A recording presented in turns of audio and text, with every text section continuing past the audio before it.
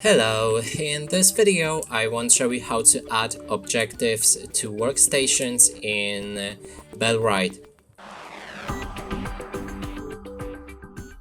To do this, first let's approach this logging camp and to actually add objectives to our workers.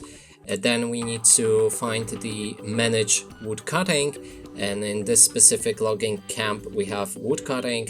In a different workstation you will have a different job, so just find the manage and then the workstation. Now we need to click on F to enter the management, and most of the time in the bottom right corner you can find the resources people can gather. In this case I have logs added, so they will start gathering logs. And to add something else we need to click on it, for example on the wood.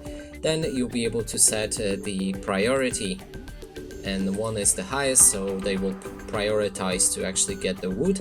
And we can also change the number of how much wood we want. We can also add multiple objectives, so we want logs, 5 logs, 10 wood, 5 logs, and etc. And also you can do it with one-off or top up.